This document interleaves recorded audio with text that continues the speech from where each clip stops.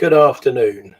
I'm going to do a reading of of an introduction to this collection of essays by Michael L. Chadwick, which is called Global Governance in the 21st Century, an overview of the elite forces controlling the world economy. So there's a link in the description to this blog, which has a number of other interesting articles and books which relate to the work of people like Solzhenitsyn, Zinoviev, Carol Quigley, etc. And in fact, I found what I'm going to read now in the introduction to the republished issue of Tragedy and Hope, which had a introduction by Michael Chadwick. So in the blog, there's a link to what I'm going to read. I downloaded it from here. So without further ado, I am just going to, here it is.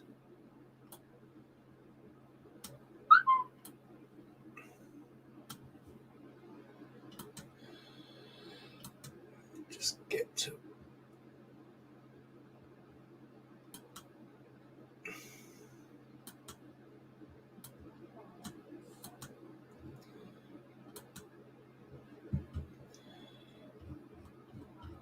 have this all set up, and now I'm having to find it again.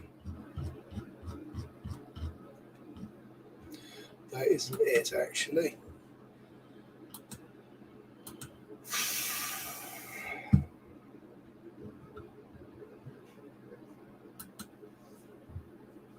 Here it is.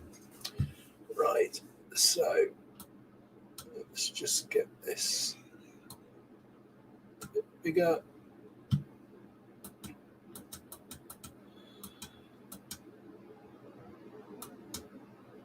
Right, part 2, introduction. Global governance or global tyranny.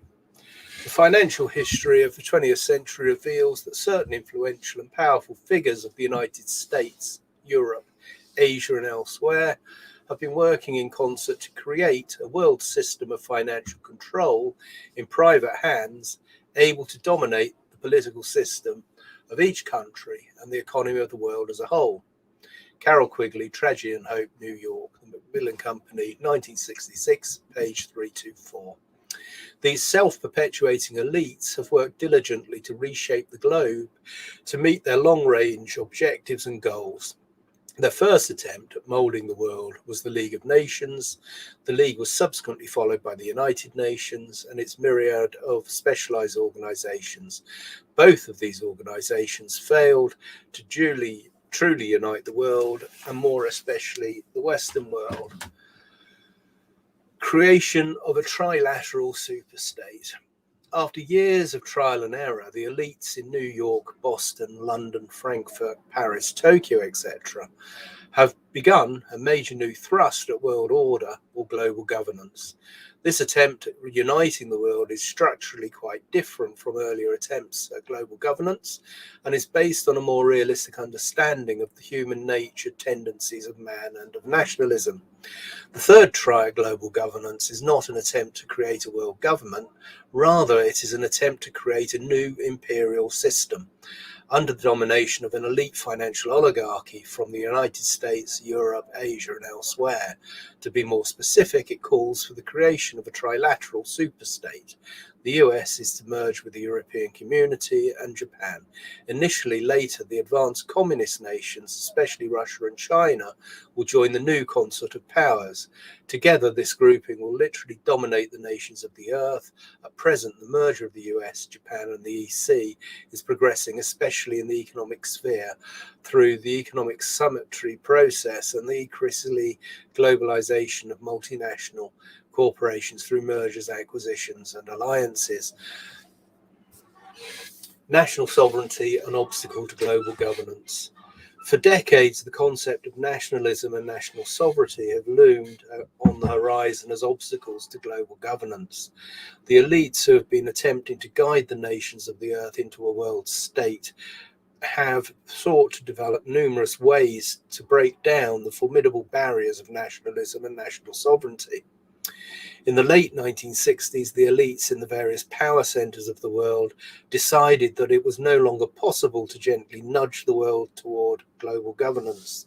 The elites began calling for a strengthening of existing international institutions and the formation of a new organization at the international level. Gradually, these institutions were to be strengthened until they possessed sufficient power to require compliance by the individual nation states of the world. Today, as such organizations are the Organization for Economic Cooperation, OECD, in Paris, the International Monetary Fund, IMF, in Washington, D.C., and the Bank of International Settlements, BIS, in Basel, Switzerland, possess enough power to beckon allegiance not only from the small nation states in the third and fourth world, but also from the US and the Western nations. The concept of national sovereignty has been carefully eroded through a process known as piecemeal functionalism. Since 1976, a tremendous amount of US political and economic sovereignty has been transferred to the IMF, OECD, and other major international institutions. The goals of global governance. The goals of global governance, the machinery for global governance, began being laid in the early 1900s with establishment of the League of Nations and the Bank of International Settlements.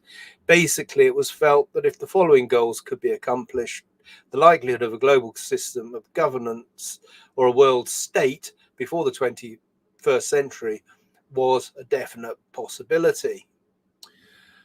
1. International banking fraternity dedicated to the objectives of finance capitalism. 2.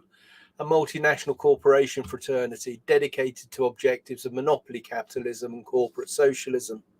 3. The establishment of a global economic system based upon the principles of managed or so-called free trade. 4. The establishment of international institutions with sufficient power to summon compliance from individual nation states. 5. The development of a new set of global governing principles. 6. A world central bank, an international currency, and a system of central banks in each nation on earth. 7. A global network of institutes of international affairs dedicated to promoting global governance. 8. A network of tax-exempt foundations with sufficient capital to develop, support, and promote global objectives. 9. The development of a global political party dedicated to global governance. 10. The support for global governance by leading publishing houses, newspapers, magazines, journals, television, cable, telephone, computer, radio, satellite, and telecommunications conglomerates in the advanced nations of the world. With the successful development and implementation of the above goals, the elite planners of the United States, Europe, Asia, and elsewhere would be very close to accomplishing their long-term objective of a global political, economic, and financial system in private hands. A world state that rivals ancient Rome. The serious observer of international affairs realizes that the foundation of a world state is firmly laid in place today. The building of a world state may be likened to the construction of a large building. It is being built from the bottom up, piece by piece. Even though it looks like a great booming, buzzing confusion, the architects of global governance have developed detailed blueprints of their future world state. The great aim is the construction of a global political, economic, and financial system or world state that rivals ancient Rome. Major actors in drive for global governance. The major actors in the drive for global governance are key international bankers, investment bankers, and leaders of giant multinational corporations. The goal of these powerful individuals is to create a global system of financial control in private hands, which would enable them to totally dominate the political structure of each nation state and the economy of the world, including control of the natural resources of the world, The name of the game played by the elite on a global scale is Power and Gain, an international version of Monopoly. The competition among elite rivals throughout the world is intense, even though there is opposing and competing power struggles throughout the globe. They all share the goal of control of the world economy, and I might add, and the control of you. For several decades, key players in the international banking fraternity and the multinational corporate fraternity from the United States, Europe, Asia, and elsewhere have worked hand in hand to create a truly global system which would enable them to expand their influence, control, and power. These groups have consistently sought to create a world economic system, a global economic system. With the successful development of the Bretton Woods system in 1945, the elite planners were able to solidify and unite the Western world, or advanced nations, under one economic system. Presently, there are two economic systems in the world: the modified Bretton Woods system and the communist system. These two systems are currently in the process of being merged together under the dominance of the recently strengthened and modified International Monetary Fund and other international institutions. This was published in 2007. We're now in 2022, 15 years later. This was just prior to the 2008 financial crash, the global financial crisis. And since then, there's been a mini crisis in 2016, then the repo spike in September 2019, BlackRock's going direct report, World Economic Forum's Build Back Better, the hand behind the curtain, as it were, seems to have revealed itself somewhat, and the prescience of this document, I don't think needs any further sort of amplification from me. In order to create a global economic system, the elites have sought to remove all nationalistic trade barriers by seeking to lower or remove existing tariff barriers. To facilitate the breakdown of the nationalistic or protectionist walls, they established the General Agreement on Tariffs of Trade. GATT was merged into the World Trade Organization in 1994. The world is gradually moving towards one economic system under the control and dominance of certain international institutions.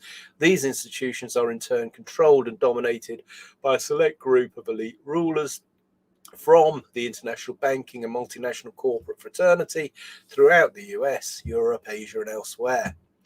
The working center of global governance. In order to facilitate the development of a new imperial system or world state, the elite planners of the advanced world have developed numerous international organizations. These include the Organization for Economic Cooperation in Paris, the Bank of International Settlements in Basel, the International Monetary Fund in Washington, D.C., the International Bank for Reconstruction and Development, IBRD, in Washington, and the World Trade Organization in Geneva. These institutions constitute the working center of global governance, at least from a management point of view. Although they are separate organizations, they cooperate closely together and are the heart of the new imperial system. The entire Western world and all the nations which participate in the IMF, OECD, BIS, IBRD, and WTO adhere to the international rules and regulations drafted by these international regulatory agencies. Students of international affairs realize that for the last few years, there's been a great effort by the elite planners to strengthen specific international institutions. Numerous articles, pamphlets, and books have been dedicated to the need for greater power being placed in certain supranational institutions. For example, the 1980s project of the Council on Foreign Relations in New York City, the Triangle Papers of the Trilateral Commission in New York City, the efforts of the Commission on Global Governance in Geneva, and others have endeavored to frame the debate on strengthening international institutions. the philosophical foundations of global governance. In order to guide the nations and people of the world into a state of global governance, it was necessary for the elites in New York, London, Paris, Frankfurt, Tokyo. I keep wanting to say London, Paris, Frankfurt, Tokyo, and Peckham. But that's a very British joke. Only fools and horses work, as it were, to support a set of political, economic, social, and religious philosophies that would advance their long-term objectives. These philosophies included, now there's a great long list of them, elitism, Marxism, atheism,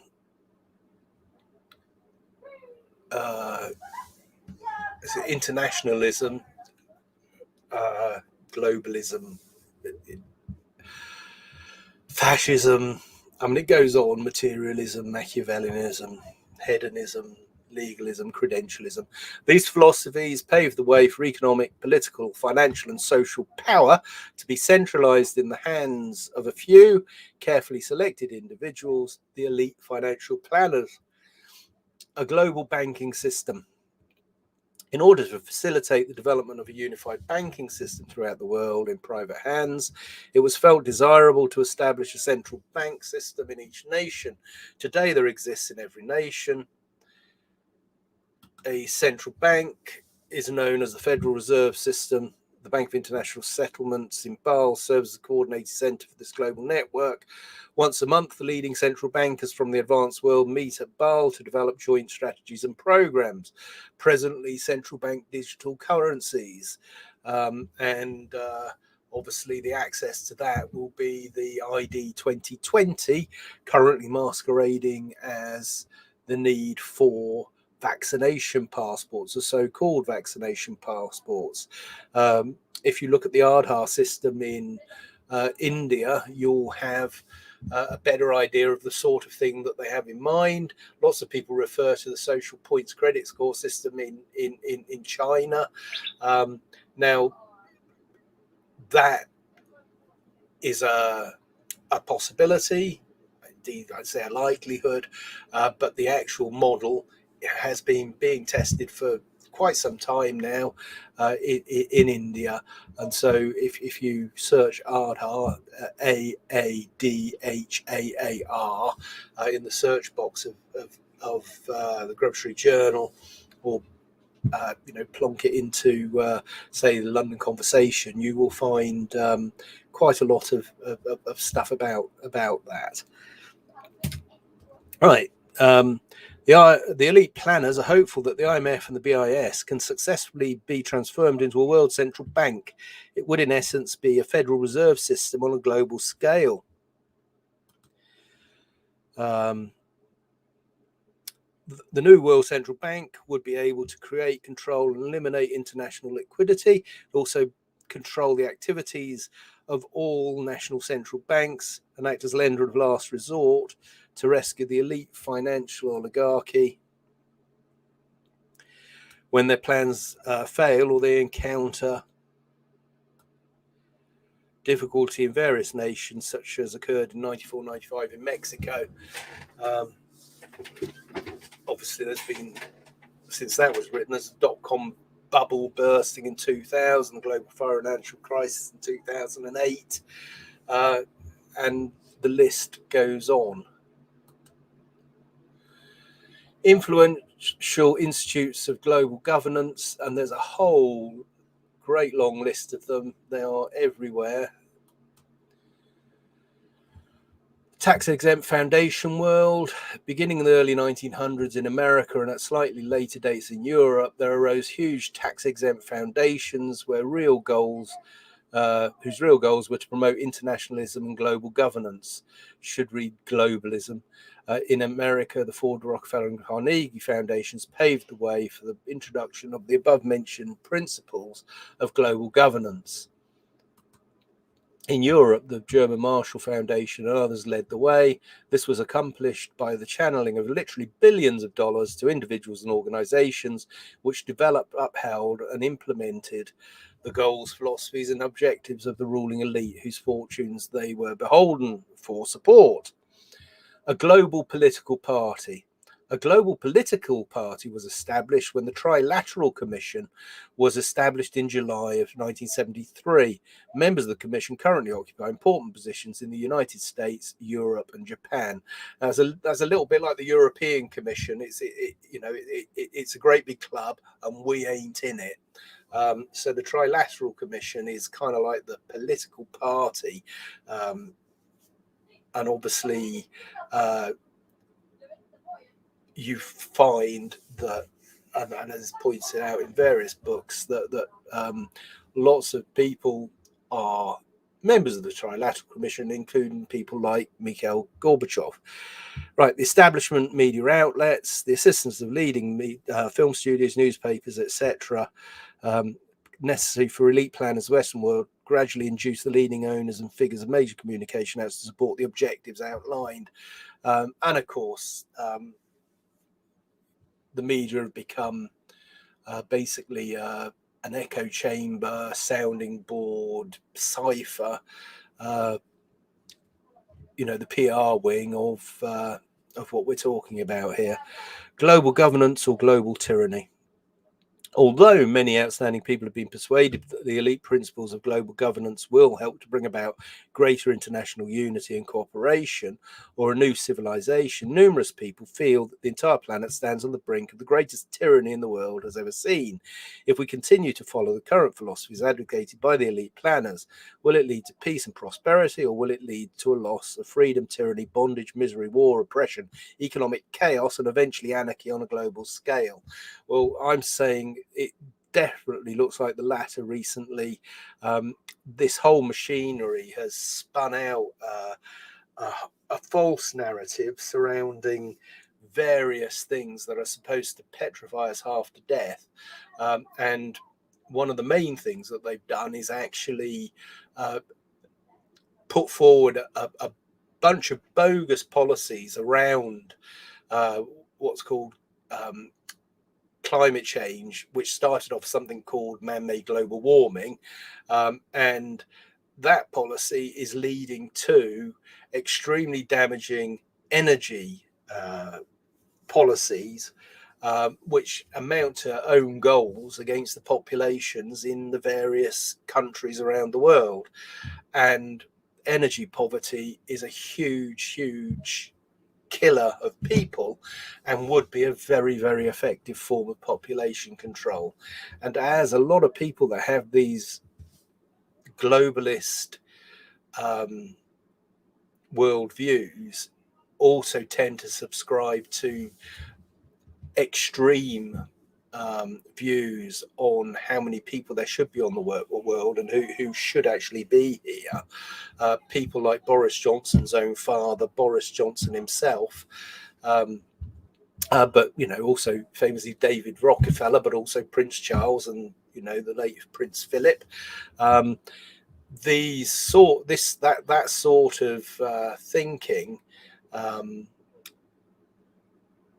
seems to be driving energy policy, and the energy policy is the enemy of prosperity and also of ultimately giving both the global south as well as the west and almost a fair shake. Basically, these people are rigging the world to recreate it in their own image based on their own hubris, in what I could only call one of the greatest narcissistic exercises ever indulged in by any court of a tyrant ever in the whole of history.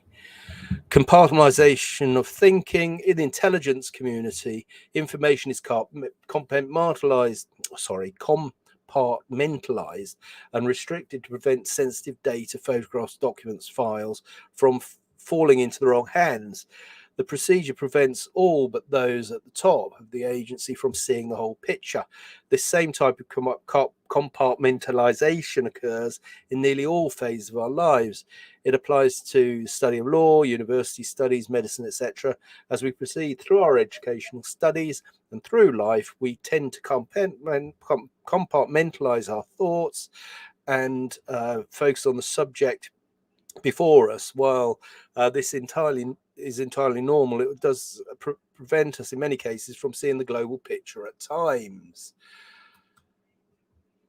The need for a major debate on global governance. The purpose of this volume and this video, I might add, is to present an overview of the world management system currently in place and the global community that is emerging along with its future goals and plans in order to stimulate debate concerning its development and implementation. It contains a series of essays and interviews written and conducted over a period of 18 years. In order to gain a clearer picture of the emerging global community, we will need to traverse the subjects of international finance, international trade, international relations, international organizations, nation-state governance, central banking policies, international educational policies, the world of the large tax-exempt foundations, politics, economics, science, philosophy, social engineering, and much more. It is an exciting and highly rewarding adventure. However, the reader may encounter information which will challenge his or her former worldviews. And ain't that the truth? Thanks for listening.